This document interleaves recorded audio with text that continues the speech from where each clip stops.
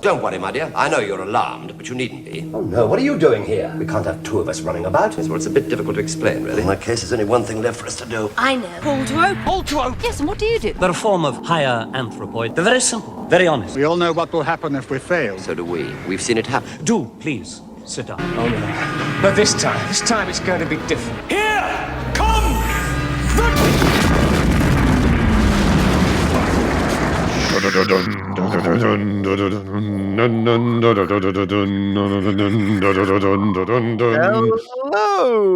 Hello, and welcome to Pull to Open, the ongoing quest to watch all of Doctor Who, every single story in random order. My name is Chris Taylor.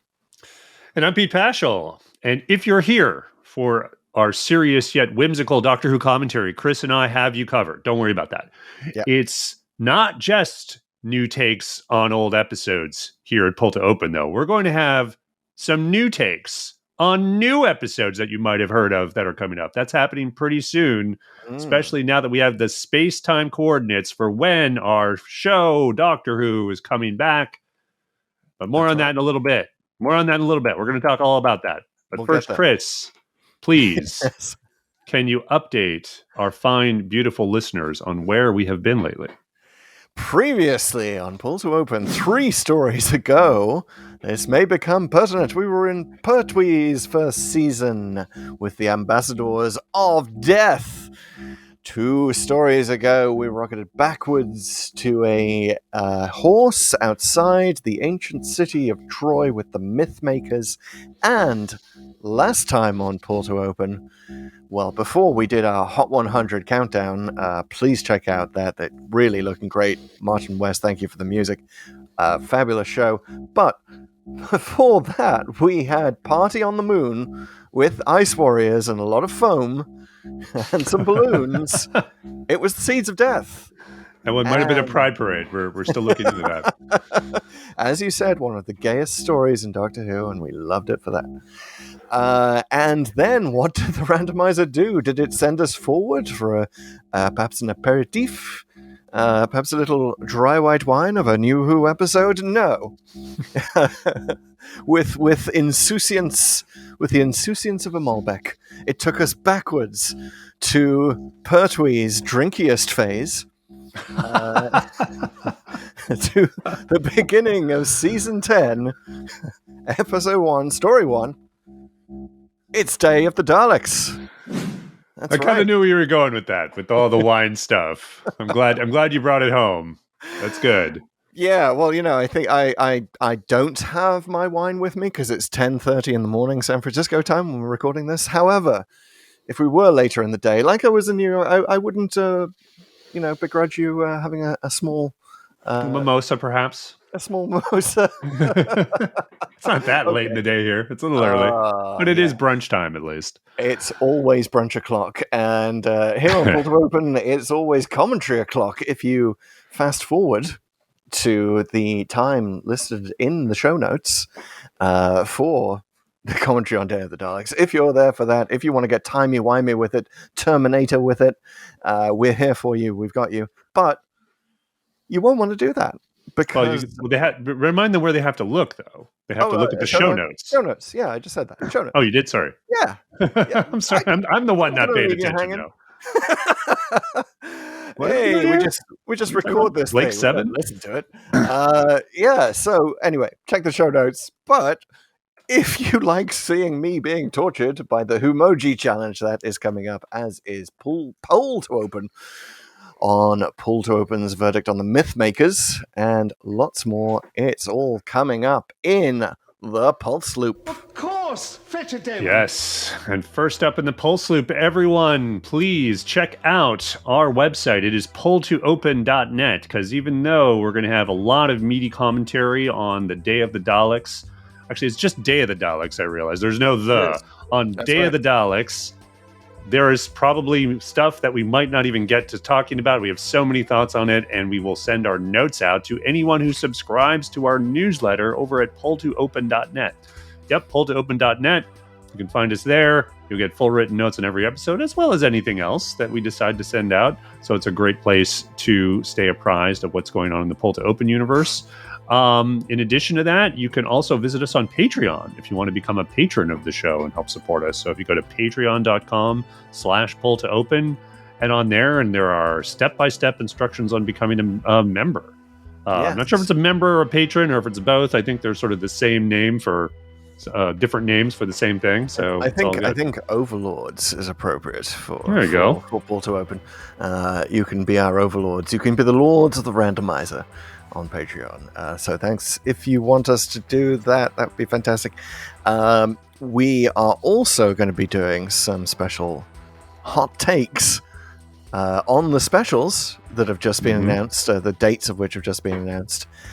So look for that coming up. Please check in with us if you're looking for some commentary right after the specials have aired and you're thinking, where can I find it?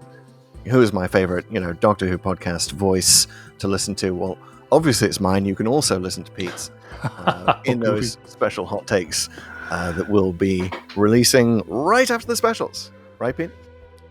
I guess that's fair. But yeah, we're gonna have our beautiful voices, on the internet shortly after the specials come out. We're actually jamming the randomizer for once in our podcast, where we've considered it once or twice.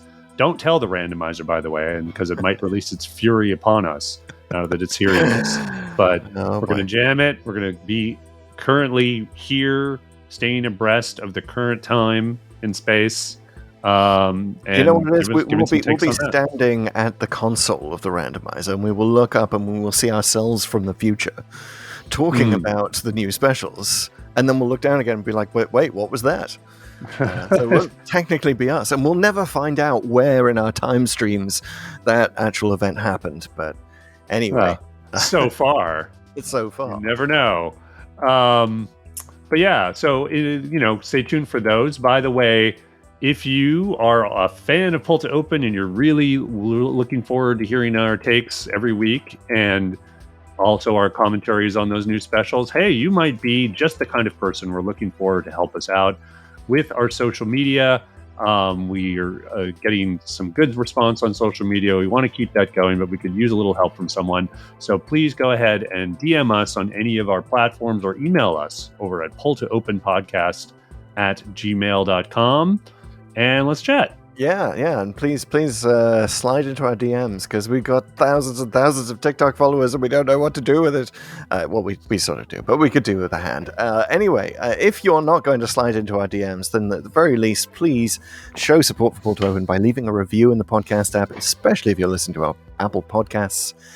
5 stars if you feel like it, entirely up to you. It'll help make the show visible for more listeners who are eager for great discussion of Doctor Who, and the only better way to show your appreciation is to randomly send it to a friend. And if you really want to get into it, you can be hella efficient and link your review with the segment that is now coming up, where I get tortured by Pete reads out the emoji title, the emoji form of a title of a Doctor Who story. I have to guess which of the 300 plus stories that could be. And if you leave your review, you don't have to actually say what you feel about the podcast. Just leave us a story title. We'll get it. We'll guess it. Peter's very good at guessing them and providing the answer key.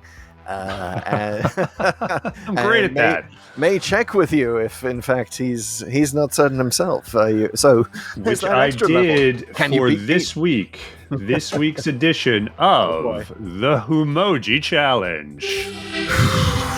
That's right, everybody. It's time for some content. This is content, everyone. We're going to be talking to Chris. We're going to be actually putting him in the hot seat. You might be interrogating him with a bit of a mind probe. Not the on mind this probe. baby. But I believe you've had it a little bit easy lately, my friend. I think this is the time where your time stream comes apart. Oh, God. And I'm very much looking forward to it. So it's something so scary. The TARDIS just ran away. Okay, what we got? So we have a little something from Ethan Melton on YouTube. And it was a little perplexing to me even So I did get the answer key this time. So there will be a resolution to this emoji challenge in this episode. Resolution. Oh, sorry. Oh, wait. might have given it away. Buzz in there. All right. Are you ready? I'm ready. 4 emojis. Okay. First emoji, alien face. Okay.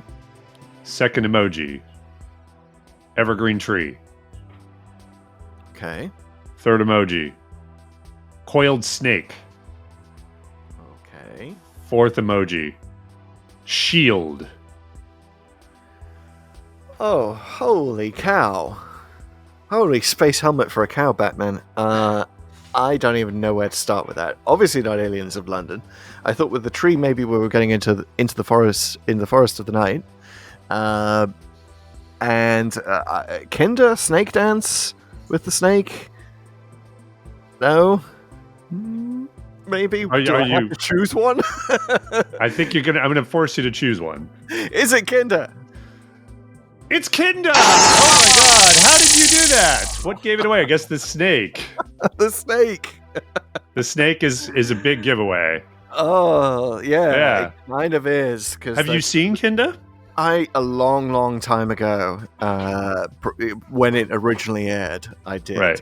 And all I remember is the snake. I remember Kinder and snake dance. You know, they're linked in my brains. And honestly, the big snake it features prominently in both of those, so it's kind of a giveaway.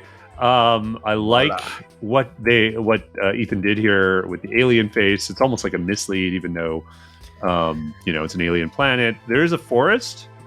So that's a big deal. There's like an exosuit type thing that they used to explore the forest. Obviously, there's a snake in the shield. I think this is supposed to be representative of the circle that they encircled the Mara in at the end there. Okay. All right. That's fair. Yeah. Well, awesome. Thank you. Thank you, Ethan. Please, everyone else, write in. Torture me. You saw how torturing that was. Add your torture device to the list. And my reward for winning the emoji challenge is to get to do the very first ad read of my entire life. But, it's not actually a heavy lift because it's about Zencastr. We have so much fun bringing this podcast to you. And one of the reasons we're able to make time for all that fun is because Zencastr is really cool and easy to use. When we started our podcasting, we were like the Doctor with a battered old Type 40, not quite sure what we were doing with the equipment we had. And ever since we switched, it has been a dream. It's like doing casual time travel between the 20th and the 22nd centuries.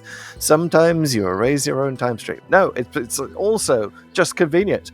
All you do is create your recording room in the cloud, send the link to your guests, and Zencastr handles the rest. It records studio quality sound, video up to 4K, which is appropriate when you've got faces like ours. Plus, it has all the tools you need to host, create, distribute your podcast all in one place. So if you've got your own podcast, I know some of you do, or you're thinking about starting one, we would strongly encourage you to check out Zencastr like we did. Set your browser coordinates for zencastr.com/pricing, and we've got a special code for you. It is iPush. Get it? iPush. Pull to open. What do? iPush. And you'll get 30% off your first month of any Zencastr paid plan. 30%. That's right. We want you to have the same easy experiences that we do for all our podcasting and content needs. It is time to share your story. Remember, the site is zencastr.com/pricing. Zencastr without the E. And the code is iPush. All right. And the app where you can do even more to interact with Pull to Open is called Spotify. Yes, you can rate the show on your mobile app, which I think everyone knows. But not only that, you have your voice in our rating system. So everyone knows we have a rating system for all the stories that we talk about. And you, the listener, also can rate the show with one of those ratings. So feel free to go into your Spotify app right now, if you like, and vote on the very thing we're going to talk about. You might want to wait for our commentary, but even if you don't want to. And you can also rate pretty much any of the episodes that we've already talked about. We keep those polls open for as long as we possibly can, and we'll revisit the results over time. And I'm going to visit some of the results of a recent one now, which is our poll on the Mythmakers. So you may recall that we both really like this, Chris. We actually both gave it a Dalek banger hybrid. That's right. It was a Trojan Dalek with lots of bangers coming out of it. And I would say generally the group, the listeners agree with us, although they're coming more on the side of the Dalek than the banger. So at least a good chunk of people thought it was a banger, about 17% of the people who responded. But the Dalek rating, whoa, this gets almost basically 50% of the votes of everyone who voted gave it a Dalek. So everyone, the majority seem to insist it is a very good episode of Doctor Who, but there are at least a couple of contenders also on the fixed point in time, which is the rating where something is sort of beyond rating, which is totally understandable for a missing episode. I get that. Story, yeah.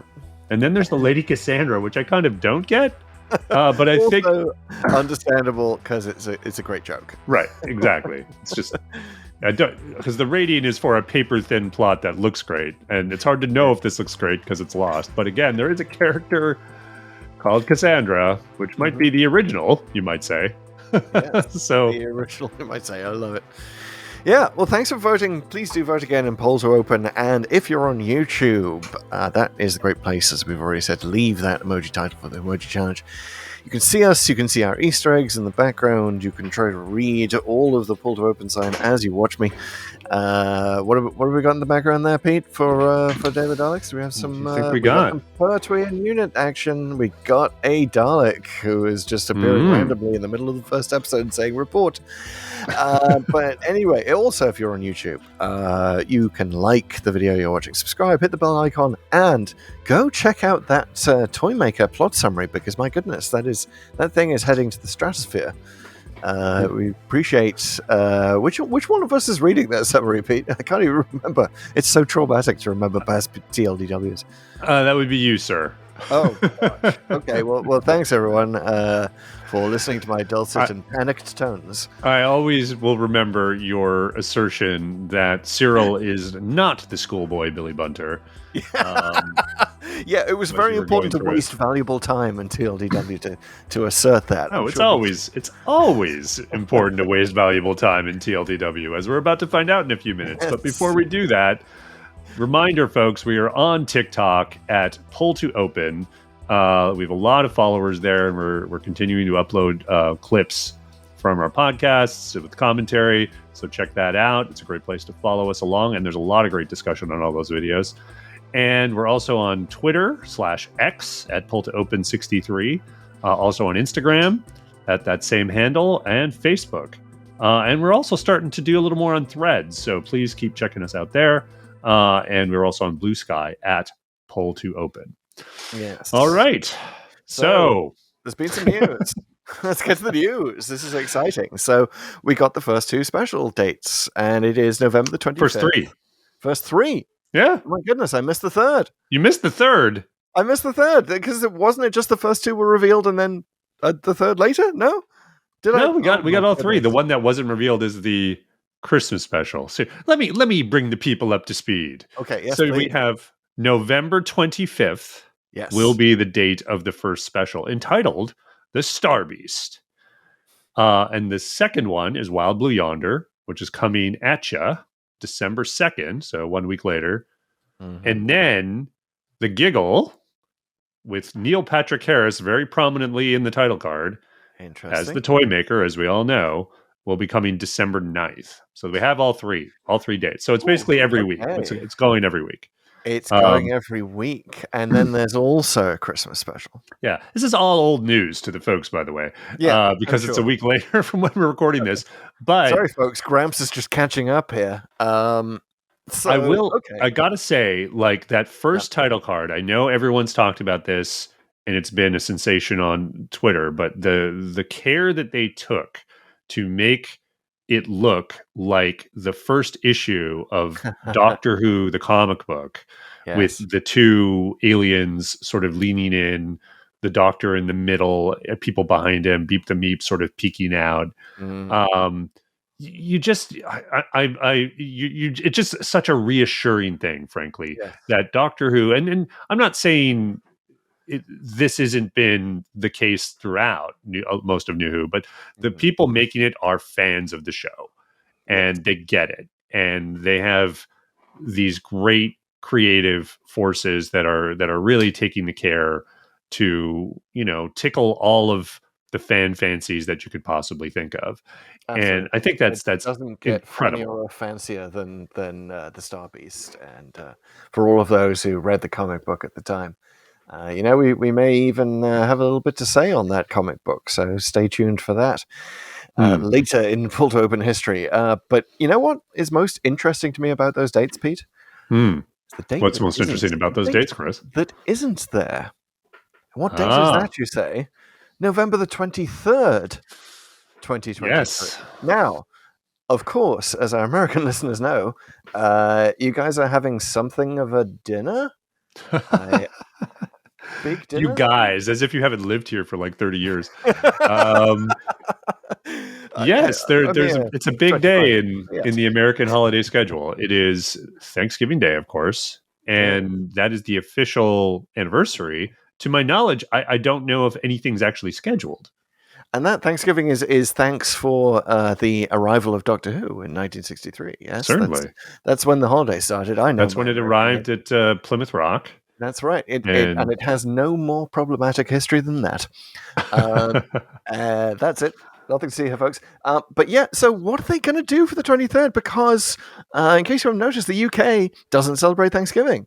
And it's kind of a big deal. And like, how can we let the actual 60th anniversary? Well, there are things that RTD has not said yet. Mm-hmm. And here's one wild pie in the sky suggestion that I just want to throw out there. I'm not saying I have any reason to think that this might happen.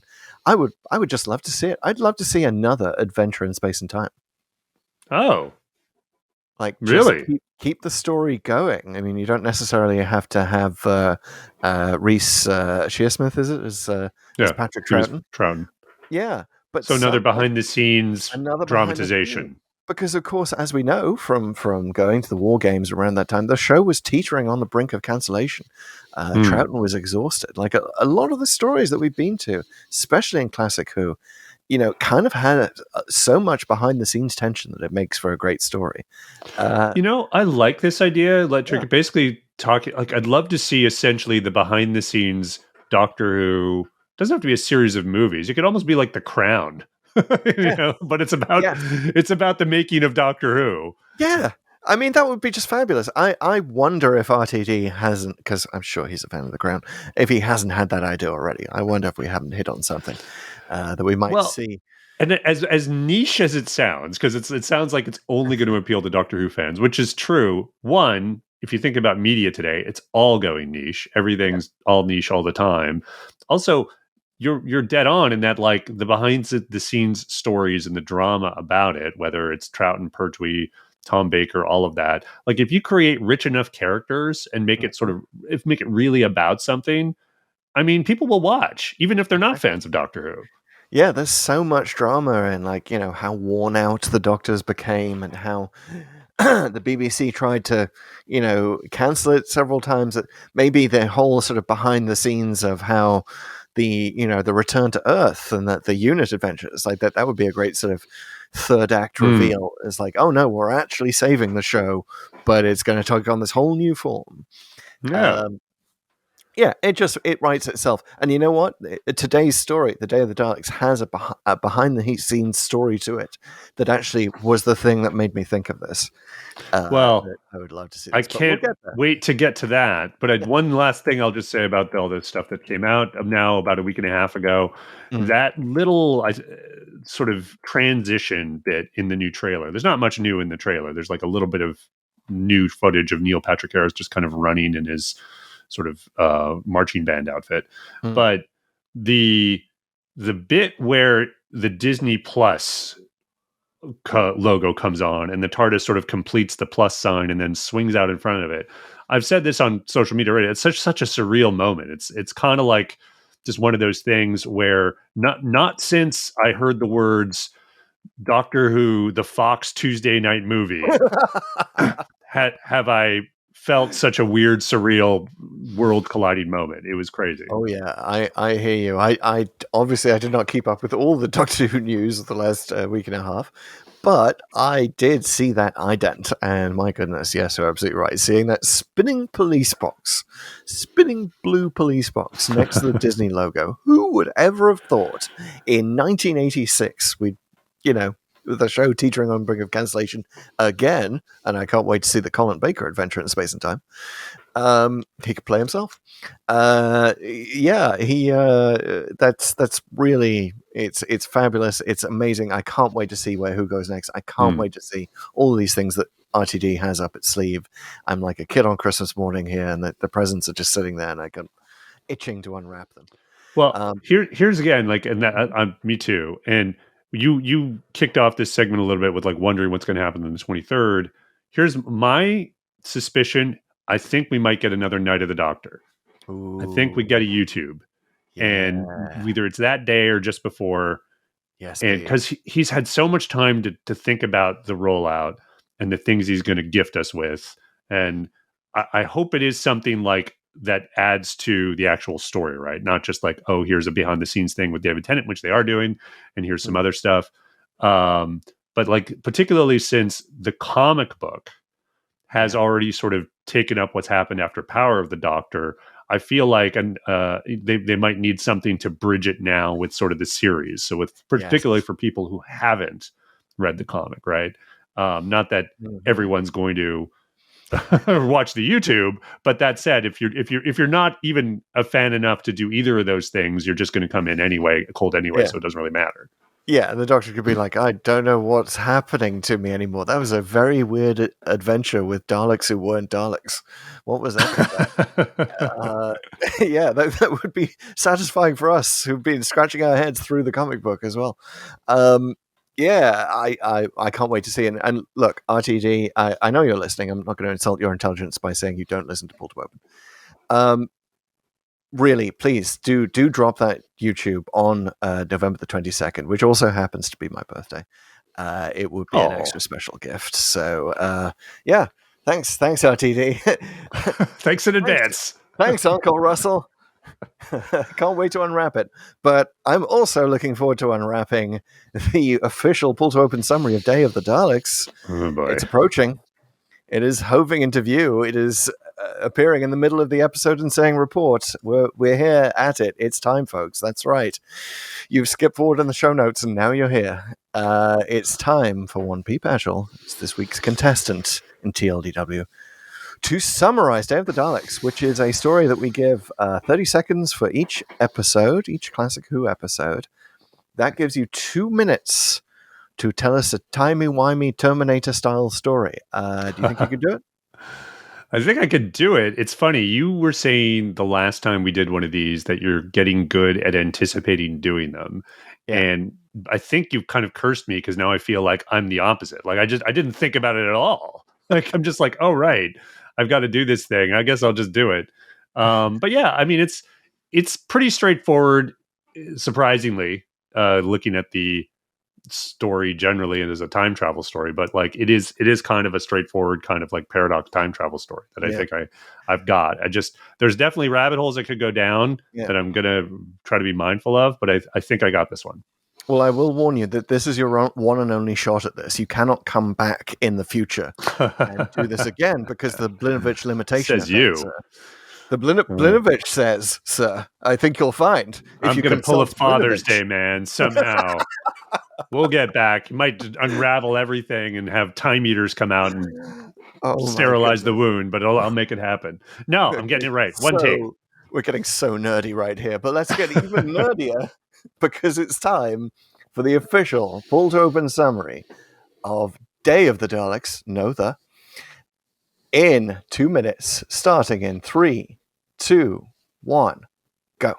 So there's this peace conference about to happen on Earth, and UNIT is doing security, and this guy who's running the peace concert is nearly killed by a guerrilla soldier, and they call in the doctor and UNIT to figure out what's happening. It turns out this person who was trying to kill him is actually from the future. He's from the 22nd century, and what he wants to do is kill Styles. This is the guy who's in charge of this thing before he has a chance to kill everyone at the peace delegation, which is weird because he's actually kind of a good dude and is just trying to get this peace delegation working. By the way, the world's on the brink of war, so this is a very serious thing that's happening. And so the Doctor and Joe investigate. More guerrillas come to kill this guy Styles, but Styles is gone because he's getting the Chinese to come and who have sort of dropped out of the conference. So these gorillas are also pursued by these ape-like creatures, and all these apes and gorillas are from the 22nd century, and they have trying to sort of do stuff for this peace conference, either destroy it or kill the guy or preserve it or not kill the guy.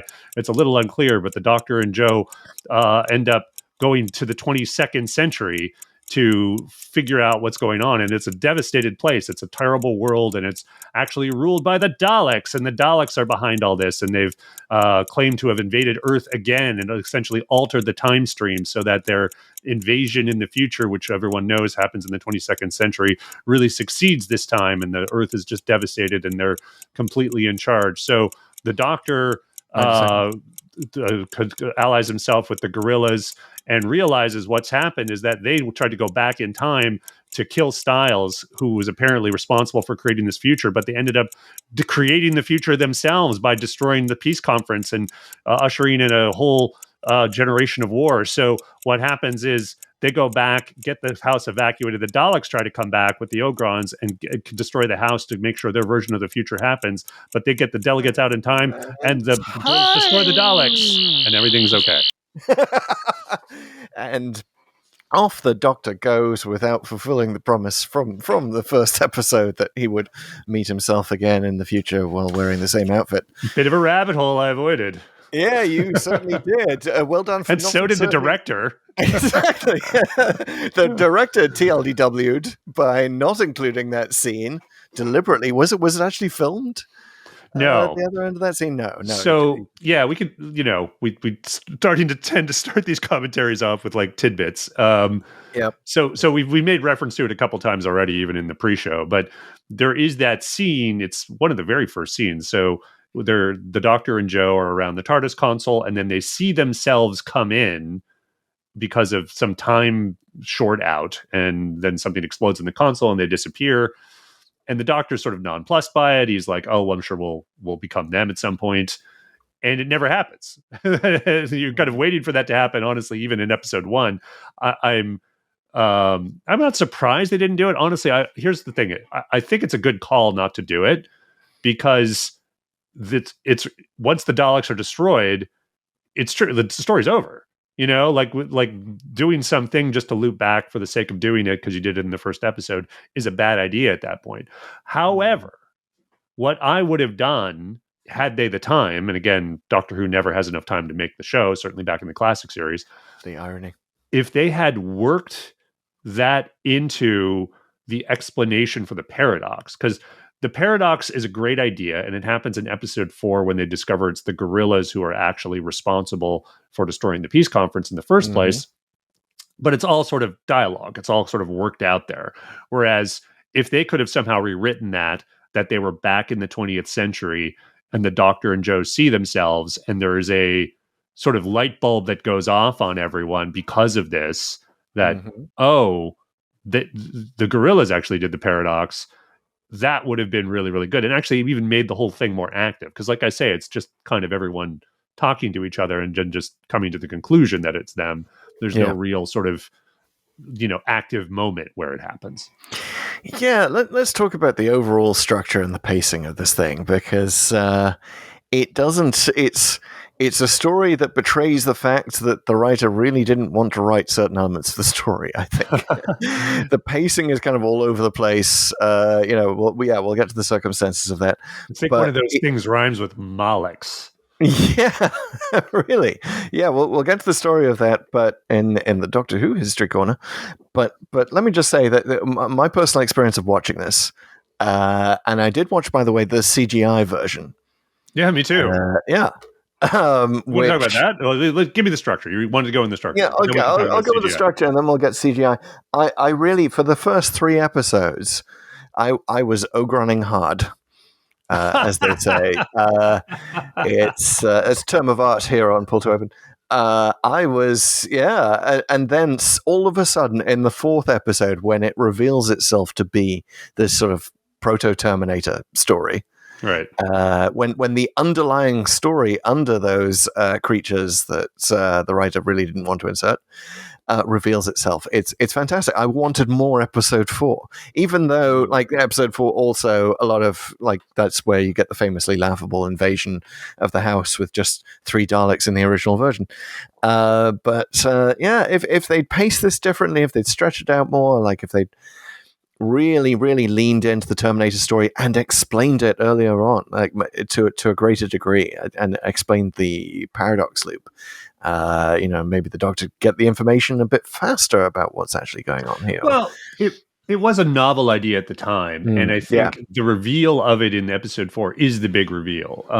We're really like veteran sci-fi people, not just you and me, but fans of science fiction and genre TV like this and movies, have seen this story over and over, and we want more variety, we want more depth to it, we want it explored more. Whereas I'm not sure if this is. I'm pretty sure it's not the first time they've done some kind of paradox in fiction like this, but it's definitely one of the first. And I definitely remember thinking about it when I think Terminator had just come out right when I saw this the first time. It was 84, 84. So it was very sort of resonant at the time, and it just struck me as like, oh yeah, that's a really clever twist just on its own. Probably by the standards of today, doesn't quite make the cut. Yeah, you're right, and we definitely shouldn't bring our 21st century sophistication to a 20th/22nd century story. It's kind of weird to be the middleman century, isn't it? Yeah, here we are, and apparently by the 22nd century, we're all going to be lying on couches. Or not even couches, but just like cushions on the floor. Yeah, sort of carefully arranged cushions, ceramic wine carafes. Yep. Like there's definitely some attempt anyway at sort of future design here. It does. There are moments like that speak to the cheaper production values of the 70s. But to loop back around on the CGI, like my God, I was blown away. Like I have not seen this version of Day of the Daleks. I know it's been out for a while, but the moment in episode 1, I'm not sure if they've used the guns yet, which have the beams at that point. Yes. But the moment where the Dalek comes in and screams report, I was waiting for the bad voices, because I've seen this story a couple times, and the voices for the Daleks were infamous in this one. They were so bad. They didn't even use a ring modulator, so they didn't even crackle in the way that the current ones and even ones prior to this did. But when it's basically Nick Briggs, came in to do the new voices, basically redo all the voices.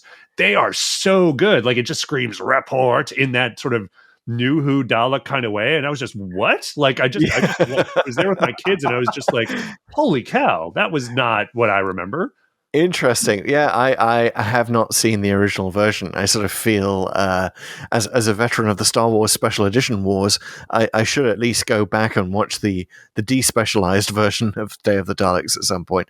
But yeah, if the Dalek voices are that bad, maybe not. But yeah, Nicholas Briggs does a fine job. Nicholas Briggs, the voice of the Daleks in New Who, of course, now inserted here like a time-changing gorilla. He's been inserted back in 1972. And I got to say, like, that was very pleasing. It levels up all of the Dalek scenes massively. But I would say what makes this story even better is the CGI laser beams, which I know you might think it's a bit like whatever, but the fact that the disintegration effect kind of has people just sort of blown apart. Like it makes it so much more visceral. Like it actually changes the tone of certain scenes for the better, I would say. Like there are bits where the unit soldiers are vaporized, Ogrons are vaporized. Ogrons are vaporized by the Doctor. Yes, I felt so bad for the Ogrons. Justice for the Ogrons. Oh my goodness, Doctor, what are you even doing? Like this is one of the few stories where he just kills people left and right. And not only that, you get a good like Gatling gun scene up by the Brigadier to gun down one of the Ogrons, which again, all of this exists in the original version. It's just that the disintegration effects were, people would just sort of fade away. You didn't get the good sort of bullets hitting the Ogron the way it is in the special edition when the Brigadier opens fire. Like, I got to say, in terms of like, I was actually really taken aback by how much this story was leveled up with just these sort of special effects enhancements. Another one is the transition effects to the 22nd century, and within the 22nd century, they use the time tunnel. Yeah, but also like seeing the Dalek headquarters, and there's sort of like these three thin buildings, and they show all the saucers sort of going around it. Like, I thought all of that was really cool. Like, it's just I'm almost a little bit ashamed of how into it I got, like, because I do like old Doctor Who, and I can sort of correct for this stuff in my brain most of the time, but I'm actually coming out a little bit pro special edition here. Like, I want to see kind of more of it. I know they've done it for other episodes, but I will say for Day of the Daleks, it drastically improves your appreciation of the story. Like, that's good to know. That's good to know. I really wanted to ask you about that because, yes, I absolutely enjoy those tall green buildings. It's a really effective use of minimal CGI, really. It's not like they've got an impressive CGI budget for this thing, but they just do a few things really well. The buildings is one. Disintegrations, as you say, the other. Visceral without being bloody. Like, I don't want you to worry that you couldn't watch this with your kids, right? I mean, right.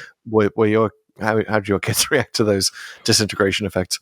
They were impressed. I mean, the thing is, they're kind of used to old Doctor Who. They haven't seen it like I have, so I don't think it registered for them that those were new, right? Like, I don't know if they've gotten enough vocabulary as to what special effects were like at various times in, the Doctor Who history. But it was like the first time I think the Doctor shoots an Ogron, Jack, who was watching this with me, was like, "Damn." Damn, Doctor. The Doctor's a badass, What's up, Doc?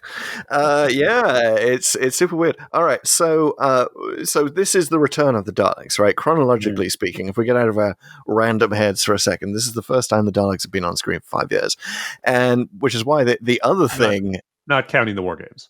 Not counting the War Games, brief shot in the War Games. I think there's something else, maybe Mind of Evil, where they appear for a split second. Oh yeah, that's true. They do. But this is their big return, and they're really not handled well. We'll get to the behind the scenes story in a second. But the fact that this may have been somewhat obscured by the appearance of Nick Briggs' voice for you, Pete. But the fact that they appear just in the middle of episode 1, you just get a Dalek saying "report." It's like, here they are for the first time in 5 years, and that's your big reveal. But it's kind of appropriate how the Daleks come across in this, because they're kind of they're C-suite managers now. They're very concerned with productivity levels, and they are absolutely terrible at middle management relations. For the reveal, I think it's a tough thing when the episode's called Day of the Daleks. But that's kind of like a Doctor Who tradition, right? You know that at the end of episode 1 of an of the Daleks story, you're going to get a reveal of the Daleks. Everyone, it's tradition. It's like Christmas. But I mean, does that make the split second report better or worse? Because that's surprising, because you're waiting for it to happen at the end of your 25 minutes, but it happens around, I don't know, minute 15 or minute 17 or something, and I think that's kind of okay. I think it's like, oh, yeah. Just reminder, Daleks are in this. What I thought was funny, I mean, like, the thing is, the Daleks are so clearly tacked on, and contorted the cliffhangers to make sure each one's like a Dalek cliffhanger. And if you think about it, like, the Daleks aren't really saying anything, doing anything substantive in virtually any of their scenes. Like, the guy asks them for instructions, which he already probably knows. I should just kill them, right? Right? They just kill the guys, and they just say, "Yeah, just go ahead and kill them." Like, and it gives them a chance to say, "Exterminate, exterminate." Yeah, and the way they do it, he communicates with them with this sort of slide down plasma TV, which is also a new thing in the special edition. But I thought What was it originally? hilarious. I don't know what was. I was very curious about what those I think scenes it was were. just a screen on the wall, Okay. like a projection TV or something. But what I found it hilarious at the beginning of episode 2, where he has to go and report that he's lost them or whatever, and it was just in the next room. It was like, why were we doing the intercom thing? It's like someone slapping you from across your desk, like, dude, I'm right here. New COVID protocols mean that we must meet on Zoom. I cannot hear your microphone. I cannot hear. Unmute. Yeah, sorry about that. Wow. Yeah. Okay. So I think it might be time to get to the reason why the Daleks are so sort of begrudgingly handled here. So it's time for Doctor Who History Corner. It's time for the Doctor Who History Corner, but it's also time for my pitch to RTD of, for the Crown series of Adventure in Space and Time. Let's do an episode where opening scene, Barry Letts gets called in to see the big boss, the Director General of the BBC. Hugh Weldon, or I forget what is the actual type one, but big boss. He's called on the carpet and told to reinsert the Daleks into the show. Like they've been, and this is the guy Hugh Weldon who was responsible for a lot of the Daleks master plan being as long as it was. Those baddies put butts in seats. Yeah, they certainly do. I guess in Britain terms, they got a lot of TV licenses sold. A lot of TV licenses no longer evaded. I think that would be the metric. But yeah, so he goes to Lewis Marks. Who is it? Lewis Marks or Louis Marks? I've only seen it written there. Let's go with Lewis. Let's go with Lewis. Sorry, Lewis, and or your descendants, if that's not the case. But so he had this script. He had this Proto-Terminator script, and at first Barry Letts was going to insert the Daleks at the end of the season. That didn't work. They really needed a oomph for this opening story, so they forced Lewis Marks to insert it. So I think that's the next scene, and scenes throughout this Adventure in Space and Time edition of Behind the Scenes of Day of the Daleks, where this guy who really, really hates the Daleks is forced to insert it in the story, and he's typing out on his typewriter alone in his room. He gets visited by a ghost from the future. A Dalek from the future, a Dalek from when they're in his script, and he keeps arguing with the Dalek. I just think that would be a great scene. And meanwhile we can cut to Pertwee just lounging on a chair somewhere, drinking wine And probably criticizing the Daleks, which he sort of famously did not like. He held his tongue publicly until I think either late in his run or after his run. So Pertwee did not like the Daleks and loved the Ogrons, which is another weird thing I found out. Well, I mean, the thing is, they made some weird decisions with the Daleks here. So just to add a little more to your background, so actually it started happening even before Evil of the Daleks, but Terry Nation really thought he had sort of struck gold in the Daleks. It was clearly something that resonated. He tried to do stuff with them separate from Doctor Who, none of which ever worked out. And we've talked about that before on the podcast about, the Daleks are kind of useless without Doctor Who. It's just, you can't really do it, even though they've sort of done it in strips and stuff. It's like, that's for hardcore Doctor Who fans. So all of that had happened and failed. And because if you look at Evil of the Daleks, it's even said explicitly in dialogue. I think in the final bit, Troughton says this is the final end. Like they had every intention of not bringing the Daleks back and just moving on and letting Terry Nation do his thing. And then until, as you said, they were like, okay, let's work this out. Let's bring him back. Because of course you do. They're just super huge crowd pleasers. You're going to bring him back. So they bring him back. For the first time, they have pupils. they basically redesigned the Daleks a bit, and I would argue for the worse. Now, again, this became the Dalek design I grew up with because it's sort of carried on through Genesis, through Fifth Doctor, Sixth Doctor with the pupils, and it gets better. But this first time out, for some reason, they're a little bit shorter than they've always been, it seems like. They were never quite as tall as, a full size, like a 6-foot dude. But now they seem to even like you're actually looking down on the Daleks, which is never really a good look. And the director didn't seem to want to alter that. So they just don't look aesthetically that great. The eye stalks are a little bit droopy, and it all just looks kind of thrown together in a machine shop somewhere. They just looked a little not really as alien and as formidable as they were in the old black and white days. Well, you know what? If you make them smaller, you also give them a Napoleon complex as they become even more mad and genocidal. Well, and it's kind of like then they also, on top of that, they had the bad voices in the original version. So it's a little surprising they sort of stuck with this, and it's probably more budgetary that they sort of stuck with this design and just tended to upgrade it as they went along. But if you think about sort of failed experiments on Dalek design in New Who, so like when they did sort of the new paradigm Daleks, and then sort of promptly forgot about them because people were like, then maybe this isn't so great. Here, I think for budgetary reasons, they just sort of went with it. Luckily, again, they got better. Like there are good sort of Dalek aesthetics, and I'd say argue by Resurrection of the Daleks, they've sort of mastered it. But it was sort of an inglorious return. Yeah, in so many ways. Again, until the CGI version, I think, which really just levels up the whole affair. Yeah, and it was definitely, the show would soon learn that when you're limited by the number of Daleks, because they had, as in a lot of classic Who stories, they had just 3 Daleks for this one. You've really got to learn to make sure that the story uses those 3 well, which means like generally using them inside, not outside, because it's harder to disguise how many Daleks you've got going on outside. That's one thing I guess the CGI edition does as well. Adds number of Daleks to that final assault on the house. But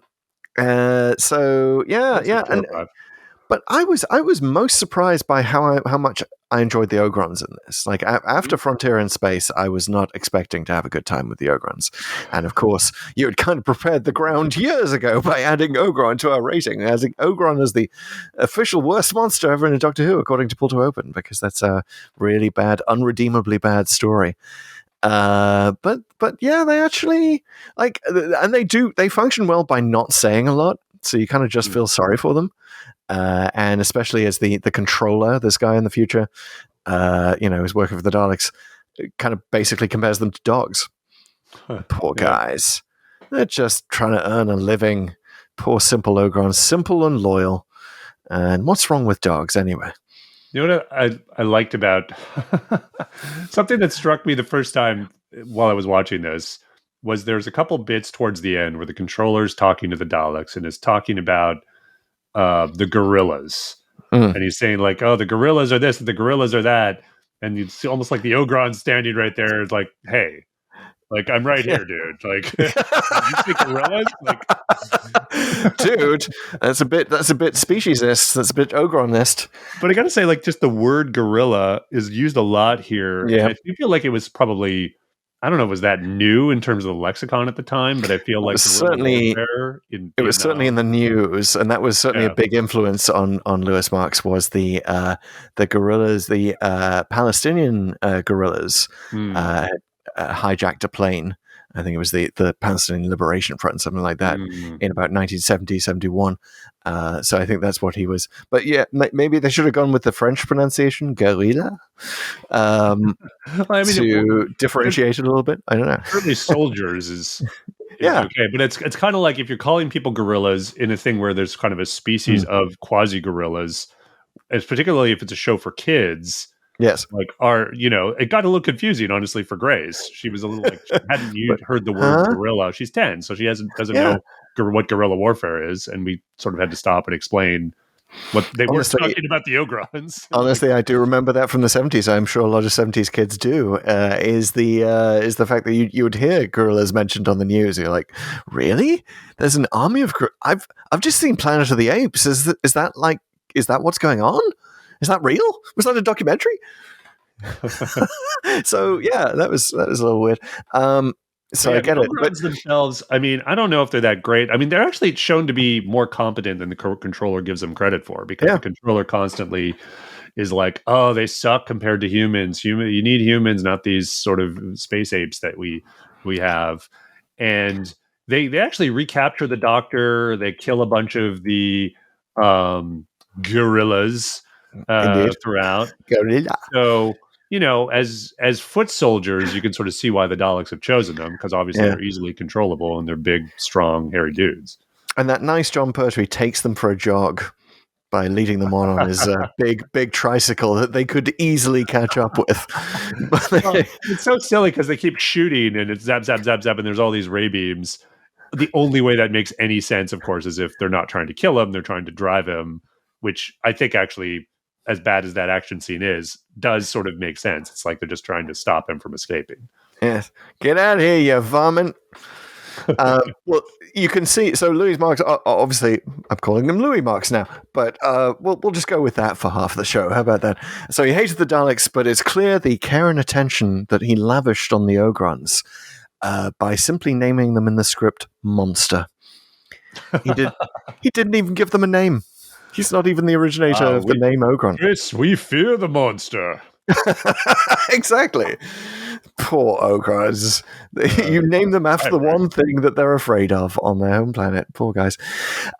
Okay, so we've had show history corner here. Shall we pop in a little bit into actual history corner? I've just got a small history corner this week. Do it. So I think you're going to start with the world situation. Yes, the world situation. War in whatever future unit timeline this is. Yes, in the 1970s or 1980s, depending on the dating protocol, we are in a dire international situation, and it probably amused you too as a journalist, right? How vague the news broadcasts are. There's just an international situation, and it's very dire, and the newsreaders are very upset about it. And again, it's fine, even though it doesn't sync up with the world, and you can kind of squint really hard and think it's like this is some version of the Cold War 10 years from whatever year it is. Well, okay, so but I mean, like a lot of fiction does this, right? Like I when I saw this time, here's the thing I thought of. I thought of Crimson Tide, which is a movie that sort of in the first 5 minutes it sets its own alternate version of the Cold War, where there's some person who's taken control of nuclear silos or something in Russia, and that's what set the stage. It never happened, as far as we know, but it's like I get it. You're doing some fiction here. You're trying to sort of do some variation on what the world politics is. I'll go with it. Here's the thing. You might think, well, 1970, 71, 72, we're in the Cold War. Like, why they keep talking about the Chinese delegation? Like, what is this, the mind of evil? I was thinking that. You were thinking that. Well, here's the reason. That's why it's a good idea for us to step into History Corner. Because this actually was a time when we were terrified of the Chinese blowing up the world. Because after the Cultural Revolution, the USSR and China actually came to loggerheads. Like, they actually fought on their border. There were little skirmishes. And they're both nuclear powers at this stage. And we're sort of fighting both of them by proxy in Vietnam and an increasing number of wars around the world. So everyone was like, holy crap, like we thought one Cold War enemy was bad enough. Now there are two. It's worse. There's two of them. No, sir. All three of them. Well, all three, because like everyone's at war with each other, right? It's like we are so on the brink. So when Day of the Daleks talks about World War III, and like we hear World War III now, and we're like immune to it. We've seen so many Terminators, and World War III happens or it doesn't happen. Like it's almost a cliche at this stage. But at that time, it was a frightening new thing to talk about. The idea that World War III would kind of double down on the increasing size of world wars over the years by including three participants who are all nuking the hell out of each other. Now, this tension did not dissipate until the one good thing that Richard Nixon ever did in his entire life. Well, okay, two good things after founding the EPA. He went to China. He basically sort of diffused the tension with China. He kind of allied China with the US. It was the beginning of everything. Right. It was the beginning of the trade connection that exists today and hopefully will keep existing, and we won't blunder into World War III with the Chinese after all, in which case Day of the Doctor may look horribly prescient. But yeah, it's definitely contemporaneous. Like this story is broadcast January the 1st, 1972 is when it started. And yeah, tensions were at an absolute high. So it is absolutely of the moment to have the Chinese delegation in there. Now, the delegation from a random African country, however, that seems to precede them. Wonderful representation, but let's perhaps get a name or a reason why they're here. It's a bit Pyramid at the End of the World-ish, isn't it? This sort of vague international situation with lots of it is. Delegates and I don't know soldiers. if yeah, I totally agree. I'm kind of split on whether you really need that fleshed out more. I would argue no. I think it's kind of like just knowing there's sort of a dire situation and there's various countries. I think maybe with the African thing, they were playing a little too fast and loose with, well, this is the future anyway. Because again, they seem to be trying to have their cake and eat it too with the unit era as the near future, except, they have Alex McIntosh, I guess, who was a real BBC newscaster at the time as... Oh, wow. He was the reporter. Apparently. And he's listed as himself in the credits. So they're kind of like trying to do both. I honestly thought that was an actor. I was like, no way a real reporter would be that plummy. and there's even a point where the controller in the future is talking to Joe and trying to get more information out of her. And he goes like, okay, you've already told me what year you're from. And you're like, wait, no, she hasn't. And it's like the implication being like, I guess it happened on screen before they started talking, or off screen rather. But it's clearly deliberately put in to not say the year that line. So it's again, they're being very conscious at this point that the ambiguity of unit, like, and subsequent production teams would kind of like get less and less careful about it. To the whole dating controversy, of course. Yeah, and he's trying to get the actual date of that year out of her, which was an in-joke, a production in-joke, like they just gave the name of the first day of production. Really? Oh, that's why it's September the 12th. Oh, yeah, that's it. So I got to say, like, some of the unit stuff, I actually really like. I think, particularly in the first, like, the Brigadier's not in it a lot, mostly in the beginning and the end, but he looks good. He gets to be very brigadierish and even yell at Styles at the end. And it's just such a British thing. He keeps trying to reason with him and touching him on the arm. And you get the sense an American production would just have him like hogtied at some point. Yep. The Brigadier hauling him over his shoulder or something and taking him out of his cuffs. And the most heated it gets is, I'm afraid I must insist, sir. Yeah, he gets to yell. But he's still calling him sir. It's very respectful. I'm afraid I must insist. We must get out of here. Yeah. And there's the cool stuff. I really like the bit earlier where Yates and Benton have that exchange with, Benton wants a little charity from Joe. God. Joe is like bringing it out. Yates comes in as just a complete dick. And takes the stuff. I've never felt worse about Mike Yates than I did after the story. Totally. It's not really like Yates is, I don't know, that's a whole other thing. But I do like these memorable moments that flesh out this era. I mean, this is why we remember the unit era so fondly. These kind of character moments between some of the sort of secondary players. And I just thought that was really hilarious. My kids laughed and were kind of into it. And, it works. This is fleshing out the Doctor Who world a little bit. Right? It totally works. Well, I think we're overdue in terms of praising performances. I gotta give Pertwee some praise for this. This is kind of one of the best Pertwee performances I've seen, and Lewis Marks gives him some great lines. There's that wonderful thing of like, when the controller says that everyone is happy and prosperous in the future, and the Doctor says, "Oh, well, how come you need so many people to control them? Don't they like being happy and prosperous?" It's a wonderful, a perfect Pertwee lines, as if they were bespoke for his Doctor, and he's lounging on the couch drinking wine. I mean, he really is.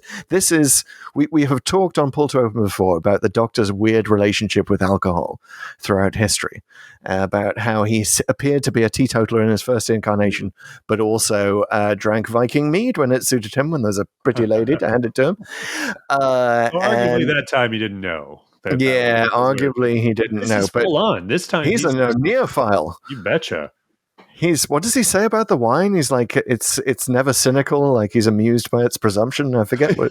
Like, exactly. He's a one-man wine spectator in this. Jesus. Yeah, well, I think he's freelancing. On the side. I mean, what else is he doing? He's stuck on Earth. They can't be doing too many alien invasions for a unit to keep him busy. He's like, he's taking up little bit of Wine and wine cheese. appreciation as Well, a hobby. what we're sort of reminded by this episode, and by the fact that he's still trying to fix the TARDIS, still got the console outside the TARDIS, is that the Time Lords have taken his knowledge of time travel. That was part of the banishment. So he's got tons of his brain left over. So yeah, why not fill it up with wine knowledge, and become a wine snob? If you're in Britain in the 70s, it's definitely the worst thing to do. It's obviously a very snobby culture still. Speaking of which, let's talk about Sir Reginald Styles and the fact that a diplomat called Sir Reginald Styles could either save or blow up the world might be like the biggest fantasy in this very fantasy-rich story. Like, Britain's standing at this point. Like, we just cancelled our space program. We were nothing and nowhere in the world, and the attention was on the big three powers, and we were not one of them. And I think there was definitely what you can definitely see starting in Day of the Daleks is this sort of Britain kind of coming to terms with itself as his empire falls apart. We talked about this before in The Mutants. We talked about it in Carnival of Monsters, how Doctor Who sort of helped Britain re-examine its colonial past. It's not quite doing that yet, but this is still the era of Sir Reginald Styles and that wonderful pocket square in the pocket of the BBC reporter who's reporting on the lawn, but it's all about to change. You kind of have to, again, go into the sort of fever dream Doctor Who logic and sort of future of how it's sort of putting its sort of chess pieces here in this story on the board. And you kind of at some point just have to go with it because you're dead on. It's like, what does it even matter what Britain's doing in the context of the world here? But there's also bits about like the Dalek HQ is built super close to where in space on Earth, where the Audrey House or whatever it's called is blown up. It's just really convenient for the whole story. But again, it's sort of this Doctor Who logic of like, okay, well, this is as long as we're keeping you entertained and putting enough on screen for you to distract you from sort of the nonsensicalness of this, I think it's fine. And again, like I say, they get that get out of jail free card for that simply by sort of setting it into the unit future. It's like, oh, maybe Britain came back. Maybe they had a big comeback. The Spice Girls put back on the map. Yay, girl power. Oh my goodness. Yeah, I mean, I do like the idea that if Skynet, Reginald Styles is to Day of the Daleks as Skynet is to Terminator, right? Legend tells of this Sir Reginald Styles of which you speak. He is the one who destroyed the world. They say he burned the skies. Matrixy there. What I kind of wanted, though, wasn't more on Styles or Britain or the world. I actually kind of wanted more of the future because they hint at these sort of things, these layers to it. There's in the controller Dalek world, there's that. I guess he's kind of a security chief who ends up getting promoted to controller once the controller's executed. Yeah. And he's not really memorable. He doesn't really have enough material to make him sort of a Nider type, for example, in this Dalek future. And then there's also like all the women in the control center who are just waving their hands around knobs. Oh my God, yes. I really can't wait for the computer where we all operate our computers like the future where we're all, like we're doing this to our laptops. That's great. Like two turntables and a microphone. Yeah, you got like DJ. Everyone's a DJ, exactly. But there's the look and feel of that. Now, you look at the controller and his performance, and it's easy to come away and think like, oh, this guy's like being super wooden, and he is. But I think it's a deliberate choice. Yes. And same with the women there. And it would have been good to, again, get a little deeper. Like, why are they like that? Even if you just hint at it and what their life is like. But I think the effect is good because I looked at it. I was like, wow, this is kind of like, it's almost like the Robert Palmer video, right? It's like this sort of fembot type women with a guy in the middle who's like all shiny and his hair slicked back. It was like, this is simply irresistible future, man. It really, yes, I love it, and he also appears to be wearing the war chief from the War Games, like Mao suit there. Like basically, they pulled that one out of cold storage. But here's why I'm interested to hear about the 22nd century. Did you notice the rebels, the guerrillas in episode 4? They are sharing a novelty cigarette of some sort. Oh, yes, they are you did. smoking, and they are passing it to each other. That's On right. the left-hand side, I will point out that Duchy is passed upon the left-hand side. What are they smoking? It's 1972. Things are really groovy. They're What do not we think? vaping, that's for sure. They are certainly not vaping in the 22nd century. Or maybe this is just a guerrilla thing. Like they have to be hip kids. They have to, they're going through that cloves phase. Yeah, again, it's like the gorillas are weird, and I think some of it's conscious and some of it isn't. Sometimes they're super nice, sometimes they're super merciless, sometimes they're smoking, sometimes they're being really straight-laced and following orders, and it's never 100% clear like who's giving the orders and what's your organization like. And so yeah, I just kind of wanted more there. Like I wanted them to make a little more sense and not just sort of be this sort of people who would need to come on screen and sort of push the plot along. I just want a little more there in all aspects of the 22nd century. The 20th century stuff, fine. I'm going with whatever you're doing, but I want a little more with what this sort of Dalek dominated world looks like, and why the Daleks aren't just killing everyone too. That's another thing I was wondering, because it's like presumably there just aren't that many Daleks. And so this is the whole thing in the the Dalek invasion of Earth, where they even say it in that story, there's not that many Daleks on Earth. They needed help. That's why they create the Robomen. And this is kind of like the same thing. The Daleks realize if they want a huge empire, they can't build enough Daleks fast enough to man it. So they actually need to enslave races, which is like, and kind of like, that's implied, but it's also like, I'd kind of like that said out loud and what their ultimate plans are. Enslave races and talk to them constantly about their production quota. I sort of like to see more of this kind of version of the Dalek, where they're kind of like Lumbergh from Office Space. And what are they doing with all those minerals and what's happening? Lots of questions unanswered. But you know what? There are other questions that we need to answer anyway. And those are, of course, the 4 questions to Doomsday. First question. Why did the randomizer take us here? Well, I think the most direct answer from Seeds of Death is the Doctor's casual killing. Like Ice Warriors, Ogrons, he has no problem ending their lives. What's up with that? He does not need an elixir from the Sisterhood of Karn to become a warrior. Right? Okay? He's a warrior. Like he's really ready, willing, and able to blast away the bad guys, given the opportunity. Moffat has joked, whether this is in canon or not, we don't know, but he has joked that was actually just a placebo that the Sisterhood of Karn gave him. Right, yeah. It's in I remember the novelization, right? Yeah. It's like Mountain Dew or something. Yeah, so there's that. We've also got, we did mention this briefly last week, we got a console outside the TARDIS bingo. With Ambassadors of Death and Inferno. We've got a day off bingo. Right? Are there any more day ofs? Day of the Doctor, Day of the Daleks. Is that it? Yeah, there's no Day of the Cybermen. There's Father's Day, but it's not a day of. Okay. Yeah, yay! So yay to the day.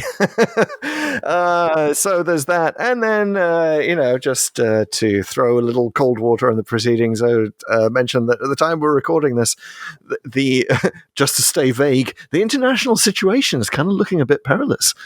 It is. It's I'll say no more than relevant to talk about peace and try not to let things spiral out of control at the very least. So indeed, try to get on that, people. Yes, okay. Because as the Doctor says at the end of Day of the Doctor, we've seen what happens if you don't. Well, I think that's something we're actually going to have to ponder now as we take on the second question. What if the evil plot had succeeded? Yeah, to which all I've written down here is we've seen it. This you gotta have to take a step back on it because and think about the whole time travel happening here, and which is again the paradox is interesting, but they don't really explain how they get out of it.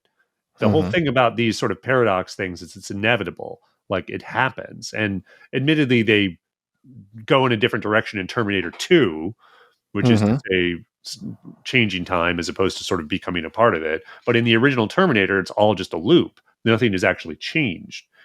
Here, stuff is changed, And why? What's the X factor? And I think you really just have to headcanon it that while the Doctor's a Time Lord, he can manipulate things beyond, quote unquote, linear time. And that's how they ended up changing things. But you kind of have to squint again, pretty hard to sort of see that.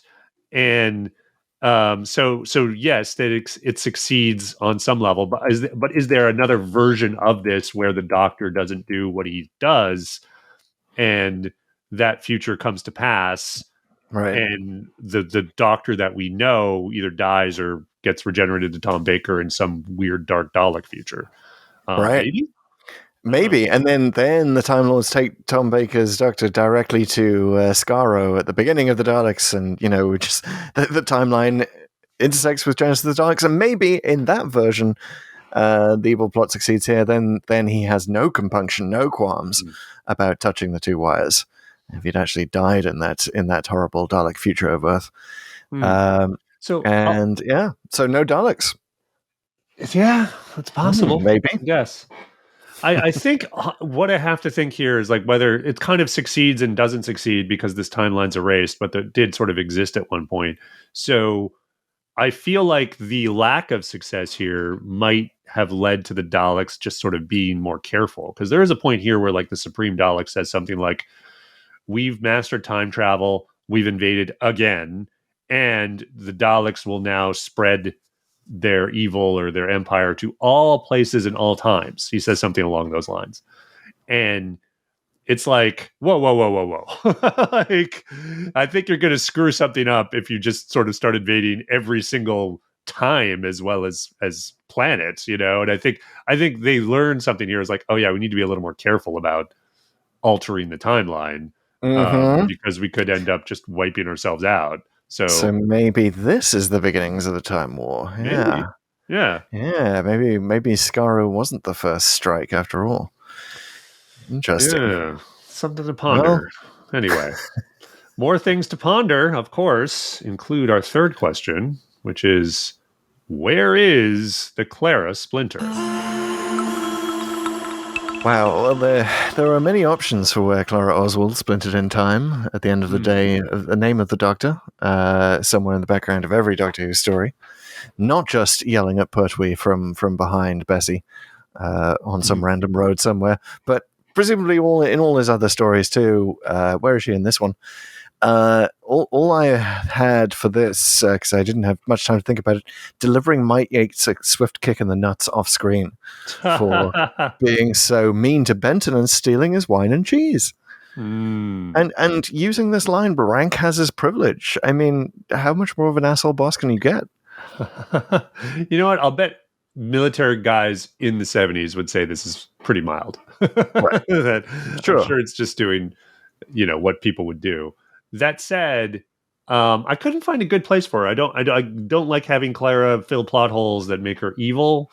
So I'm not into too much of her being in the 22nd century. All I can think of is that she's keeping Styles' wine cellar well stocked and just making sure that Pertwee Doctor can get good and liquored up, but not too liquored up. Maybe she's making sure the alcohol content of those wines is lower so that he can still do that Venusian karate, which... Yes, so I forgot to mention this, but I have to say I love the scenes where he does a bit of Venusian Aikido or karate or whatever you want to call it, and he's holding his wine glass. Right. And takes a sip from it afterwards. James Bond was never that good. Yeah. Right. And then it inexplicably fails on him in episode 3, I think, or maybe it's 4, when he gets busted out by the gorillas and he tries to escape on his own. So I think that was episode 3, right? Because then he gets in the motorbike chase. So then he's trying to do Venusian Aikido on the Ogron guard and it doesn't work.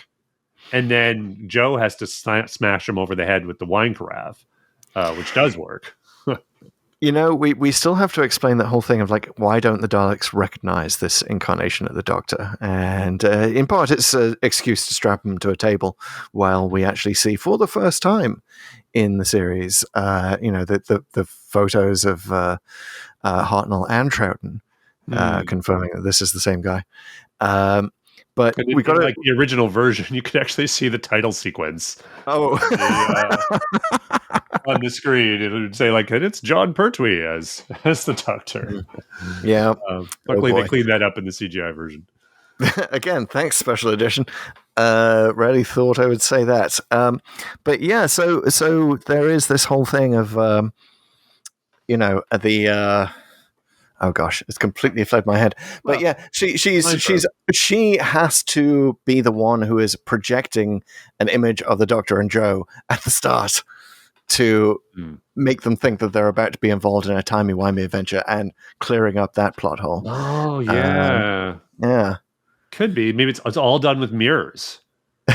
Exactly. And when the Doctor asserts that, oh, this is just a time, hijinks or whatever is happening, some crack in time. Maybe he's just BSing, because that's what he does a lot. Like he's just like, I'm just going to pretend I know what's going on and I'm in charge, and we know that that's his MO, and it was all just Clara fooling him.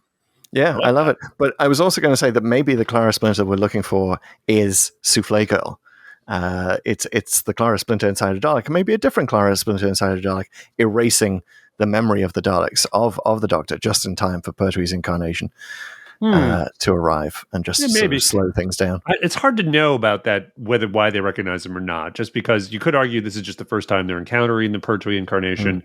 The other thing is that, well, these Daleks are wiped out of the timeline, so maybe they were never properly aligned with it anyway. So yeah, I don't know. Yeah. All right. Moving on to the final question, the ultimate question, the only question that matters for Day of the Daleks. What did we think of this story?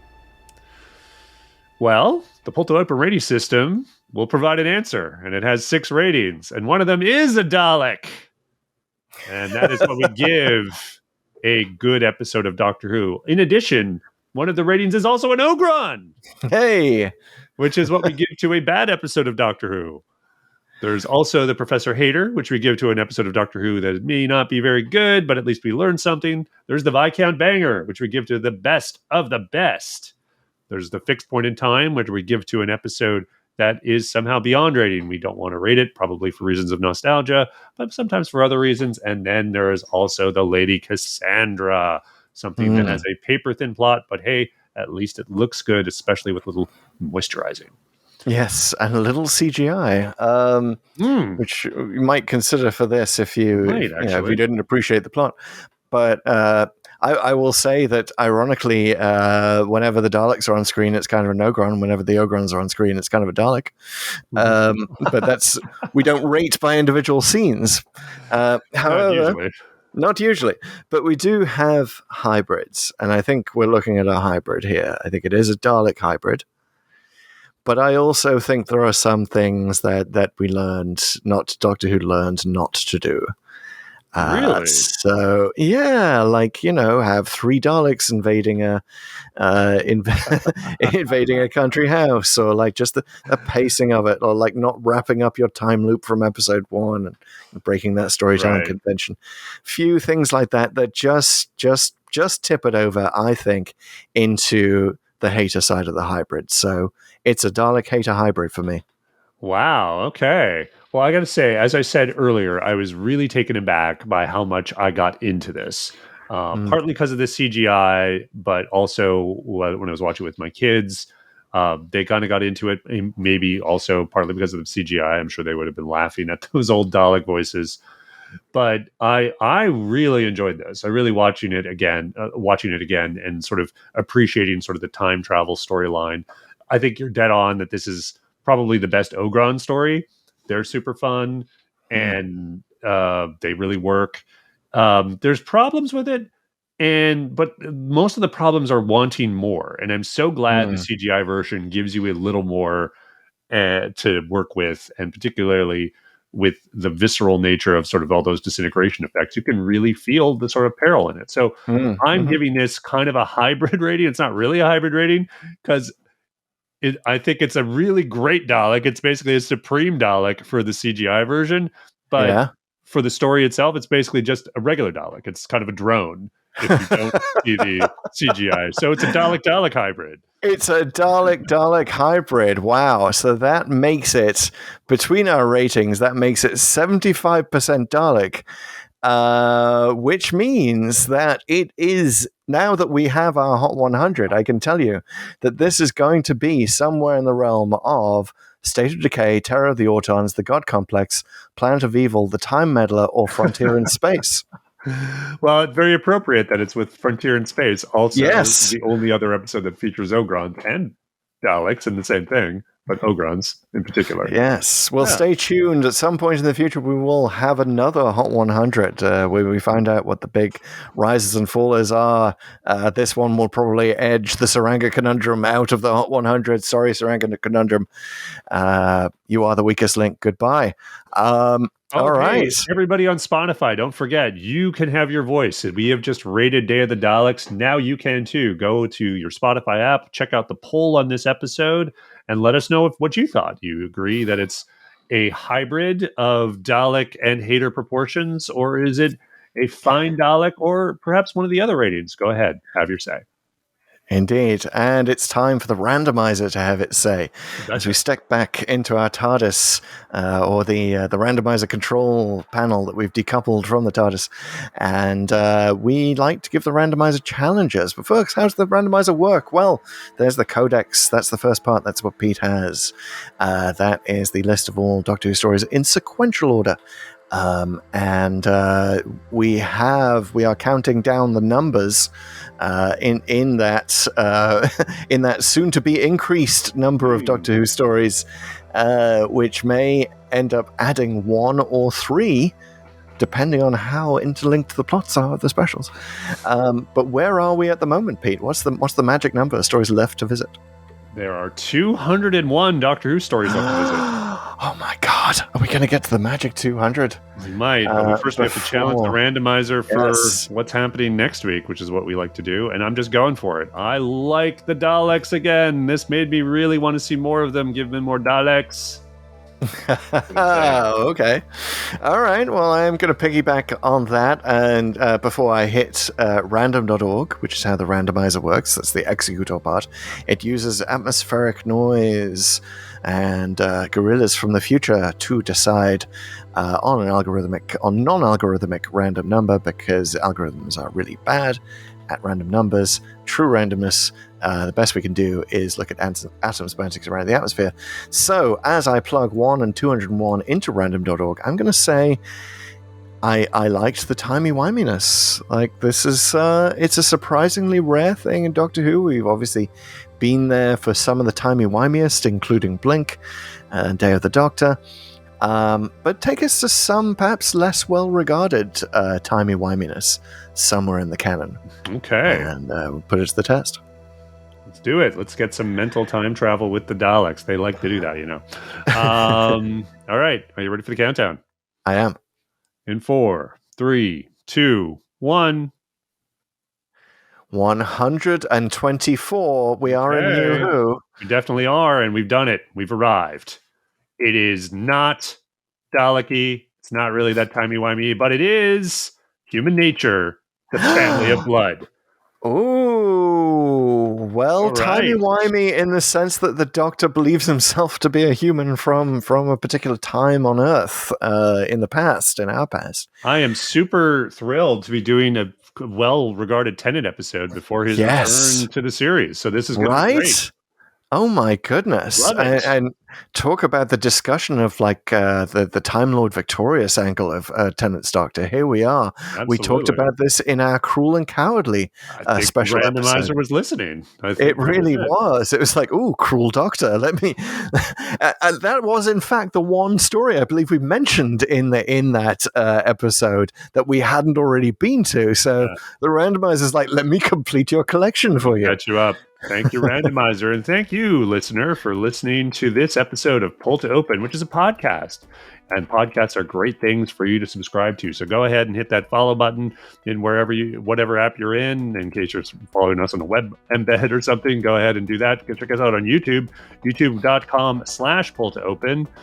Thank you, as ever, to Martin West and your rocking music. He does all of our music. Check out his site, is linked in the show notes. And of course, leave a review if you can for this here podcast. Oh, by the way, we might have a guest from another podcast to help us out with Human Nature and Family of Blood. You might know him as Steven in Edmonton on Radio Free Scaro. Yes, he's going to be visiting us next week, and we're looking forward to his thoughts on this one. Well, he will if we get him to open his pocket watch. This is the essential thing. He has to remember that he's Stephen from Edmonton. But hopefully that will happen by next week. Looking forward to that. We're going to try not to get too much into the Edmonton commentary since I am from Edmonton. You guys go ahead. We hit record. I'll be reading a newspaper from 1913 as you discuss that. But yeah, looking forward to it. Will be you, me, Stephen, and John Smith. Looking forward to it. Take care, everyone. Sounds good. See you, folks.